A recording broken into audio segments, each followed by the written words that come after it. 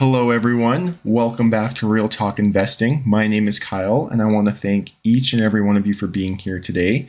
In today's video, I am wanting to walk through this upcoming week in the stock market.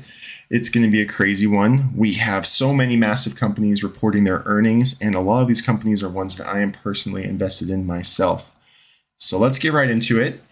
Before the bell on Monday, February 3rd, we have Tyson Foods reporting earnings. After the market closes is when it gets really exciting, as we have Palantir reporting earnings and NXP Semiconductors. Palantir, as you all know, is a company that I am personally invested in myself, and I wanted to walk through a few key metrics that I am going to be looking for in their earnings report. I want to start out by going through Palantir's Q3 financials, as there are a couple of key numbers here that I am going to be comparing to their upcoming Q4 financials, and that I think a lot of us, both retail and Wall Street, are going to be keeping an eye on. First of which is the revenue and revenue growth. Last quarter, they reported $725 million in revenue and year-over-year growth of 30%. The guidance that they reported last quarter was revenue of 767 to 771 million for Q4 2024, and adjusted income from operations to come in between 298 and 302 million. So obviously we're going to need to see at a very bare minimum that their numbers coming in somewhere between these ranges. But I really think a lot of us are going to be looking for that 30% revenue growth once again.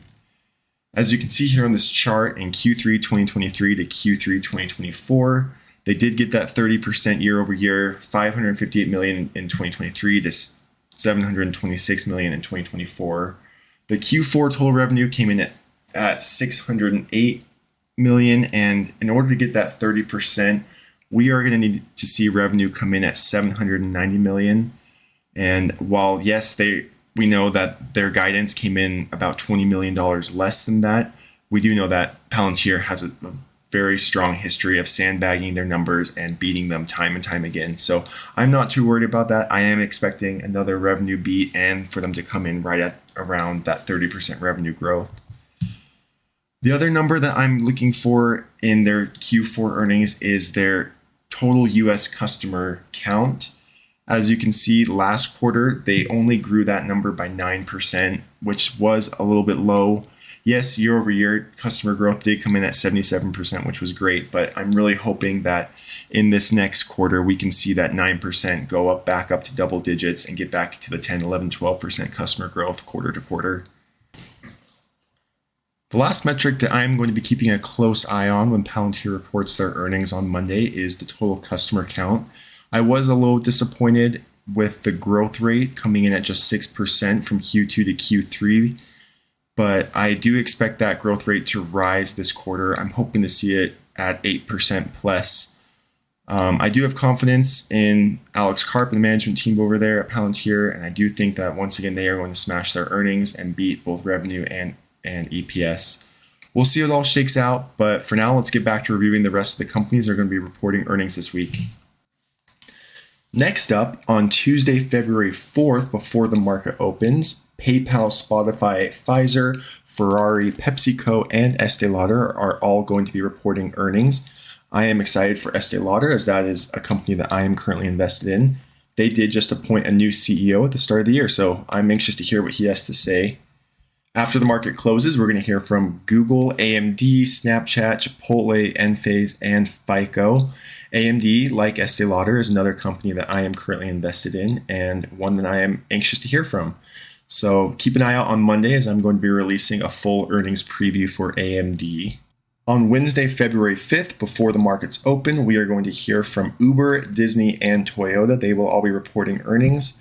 After the markets close, we'll hear from Qualcomm, MicroStrategy, and Ford. So quite a few big companies reporting on Wednesday.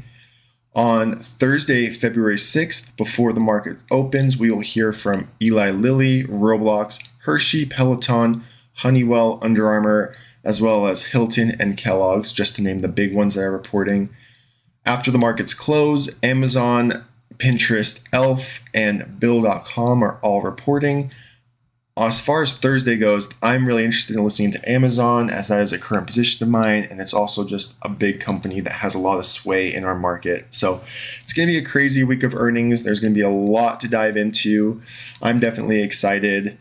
As far as other news this week that I think is relevant, the other topic that I wanted to cover are the US tariffs that have been imposed on Canada, Mexico, and China, as I think the market is going to be a little wild just with that news and those tariffs going into effect on Saturday. So let's dive into it.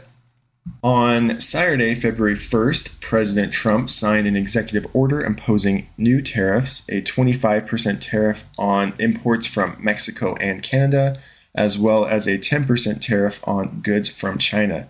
These measures are set to go into effect on Tuesday, February 4th. The current administration cited concerns over illegal immigration and drug trafficking as primary reasons for these tariffs, though I do see some other interests at play here from this administration. Following the announcement, the stock market responded quickly and sold off, with major indexes experiencing decline. The S&P 500 dropping 0.5%, the Dow Jones dropping 0.8%, and NASDAQ selling off by 0.3%. I think that this immediate reaction does show that investors are concerned about the potential economic disruption stemming from these tariffs. As we look through various sectors, I do believe there are a few that will be hit harder than others. First and foremost, automotive industry, as a lot of U.S. automakers do rely on Mexico manufactured parts, and this could potentially lead to higher production costs and higher prices for us, the consumer. I believe the agriculture sector will be hit, with Mexico and Canada both being key markets for U.S. agricultural exports. The 10% tariff on Chinese goods may affect tech companies, so I believe that the technology sector will be hit slightly.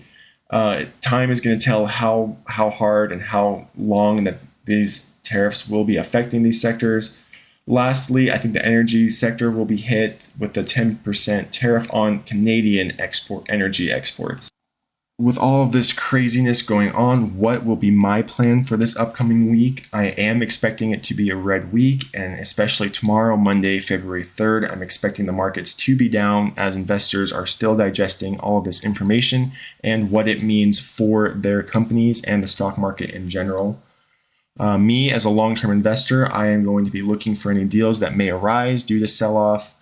It's a great time to scoop up on some great companies while others have weekends and are exiting the market. So stay diversified, stay focused on the fundamentals. If you're invested in great companies, you don't have anything to worry about. I think that this is just going to be a short-term blip and a great buying opportunity in the market. So that's a wrap on this week. Thank you all for being here. Stay tuned for some earnings reports and earnings previews that I will be posting on this channel. Thank you all, and I hope you have a great day.